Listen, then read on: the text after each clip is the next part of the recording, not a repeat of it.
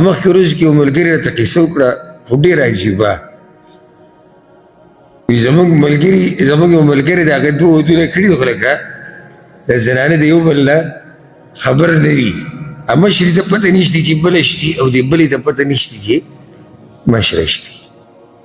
نو هغه دی چېرته کراچۍ یاده کړه هغې ته تو که بل څه کته دغه علاقې یادې کړې هغې ته تو د ځان له ټکټ راغستی دی بس کې او دا کشره ښځه ځان سره بوځي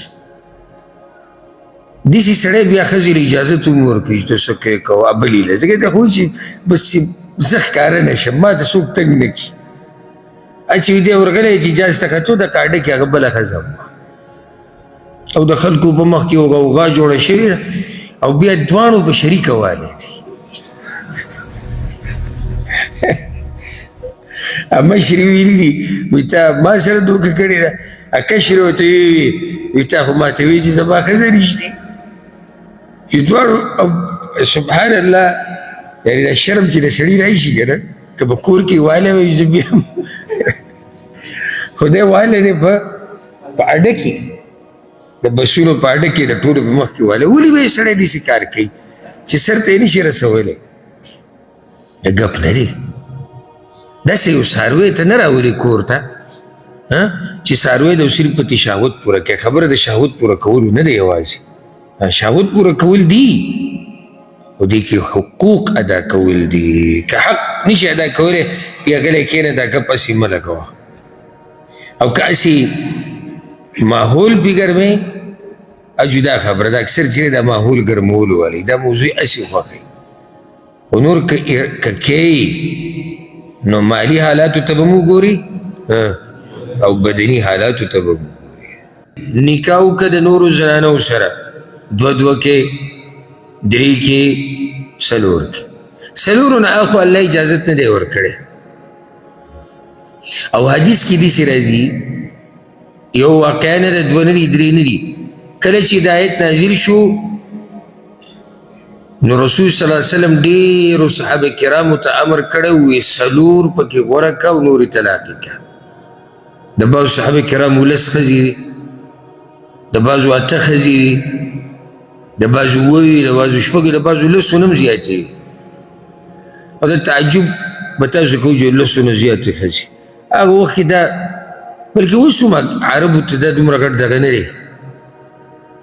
دا خو هغه معاشره کې دا د تعجب نښه ده چې هلته څوک د یو نه زیات واده کولی نه شي نو دا دلیل دی په دې باندې چې د عامو امتیانو دپاره د 4 نه زیاتې ښځې کول نه دي روا بله مسله دا ده الله وایي که یریږي دلته هم تاته وګوره وایي که یریږي چې انصاف به ونه کړي نو بیا یوه ښځه پوره ده په دې ګزاره کوه یوه ښځه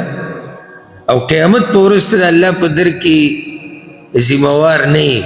او تپوس به نه کېږي دا غوره ده د دې نه او ښه ده د دې نه چې د قیامت په ورځ الله تا راګیر کړي او تا په دنیا کې 4 ودونه کړي دي مزې دې وکړي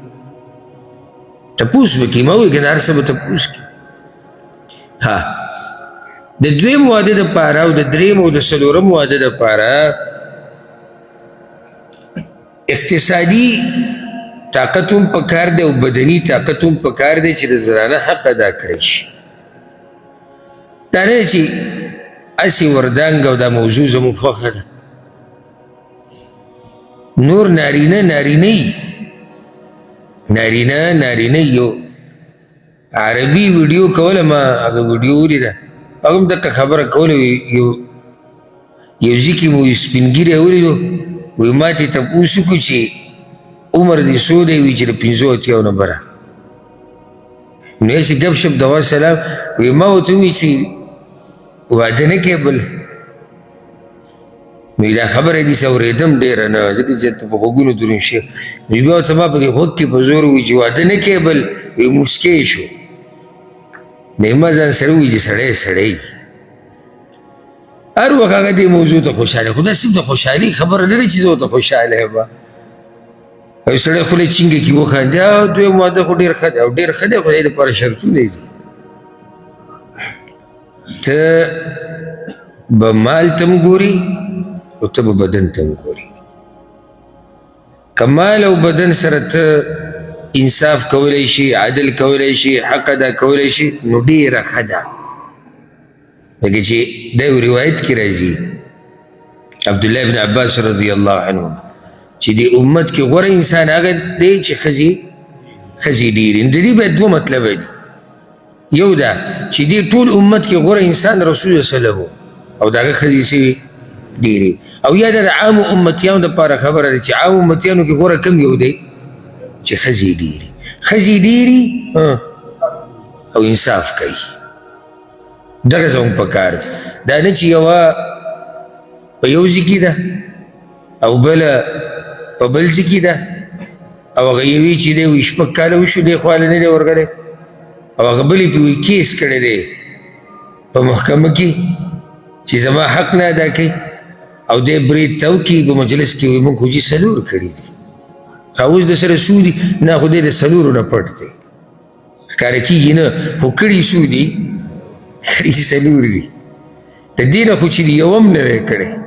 ځکه دی خو د یوې هم حق نشي ادا کولی، د یوې هم حق نشي ادا کولی. نو دا څه طریقه شوه؟ ښاید د یو بل نه خبره ونه بیا ماته مسلې جوړېږي، ته به حق څه ادا کړي؟ داسې دغه هغه لوبې نه دي. هغه موږ چې به واړه وو هغه لوبې به مو کولې، یو به پیشو، یو به دغه ده، یو به غلو، بل به باچا او څه داسې نورې لوبې پکې هم کېدې. دا واړه د یو بل نه پټي کړي. داسې موږ څه لوبه خو نه ده روانه کړې د غل او د باچا او د ډاکو د باچا یا د ډاکو د پولیس چې پټېږي را پټېږي به دلته به جیرې ټک یو دلته ده او ټک یو هلته ده او بل هلته ده او دلته داسې ګپ ده.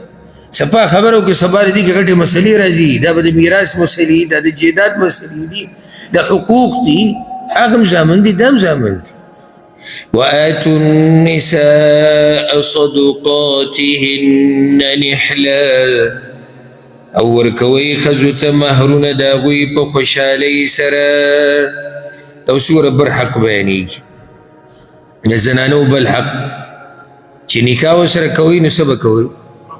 مهر به ورکوئ او نحله دا به په خوشحالۍ سره ورکوئ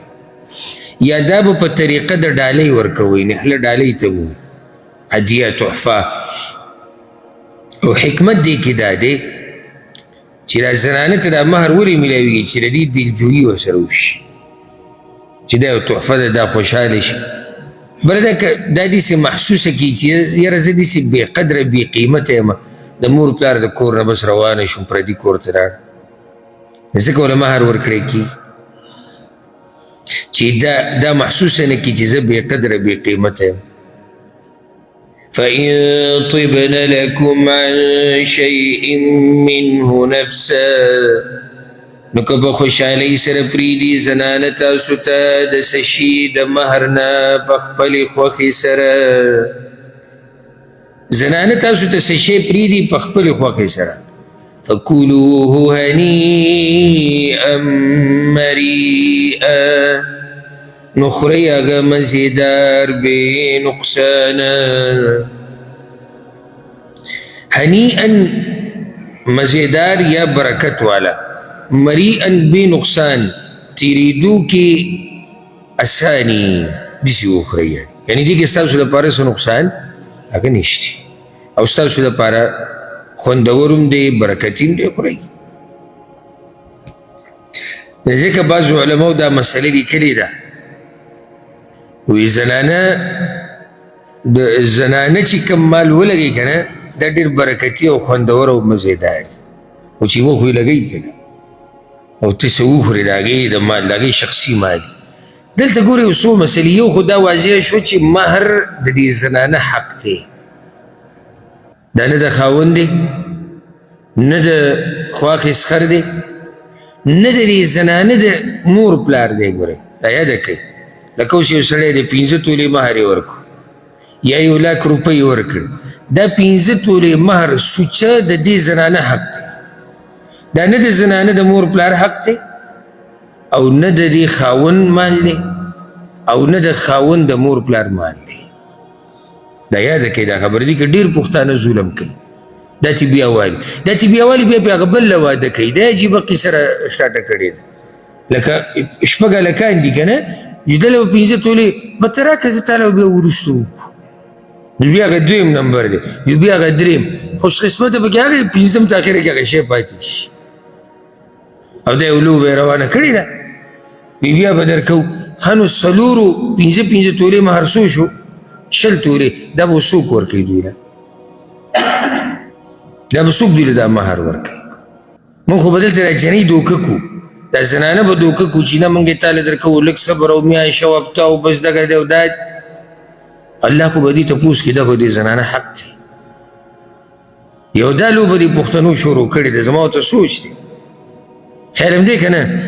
اکه وینه چې غریبي ده بعضوی غریبي ده زه صحیح شوه غریبي ده نو بیا دې بل هلک له چې کوم واده کې د ده د وس په اندازه مهر کېده که نه که نه لازم به ته د دې بل هلک د جنۍ نه او د هغه د ښځې نه مهر رالي دلته به یې ورکې دومره مهر کېده په دې نوي واده کې چې څومره ستا وسي او څومره ستا د دې زوی او ستا د دې ورور وسي خبره ختمه شوه هلته به دې ځان هم ښایي پروګرام به هم کوي موږ چې 10 تولې مهر او خبر نه چې دا 10 تولې مهر چې ده راغستی دی د هغه 7 نه راغستی دی اوس د دې 8 پې نمبر دی دې شوبازیانو پردی حق دې پکې وخوړو او دا شوبازي دې هم د دروغو ده دومره یې نه او هغه حدیث موږ بیان کړی وعید د هغه چا دپاره چې یو سړی غریب دی او تکبر کوي لویی کوي زه هغه مالداره دپاره هم تکبر ناروا دی خو بیا هم مالداره دی سړی زم پیسو سره ډېره ځکه لګیا او دا چې غریب دی او ټوپونه دنګ دنګ وایي دا نه ده مناسب یو دا مسله ثابته شوه بله دا مسله ثابته شوه چې که زنانه په خپله مرضۍ دا مهر ماف کو نو بیا یې څوک یې خوړی شي بس ټول څوک قوم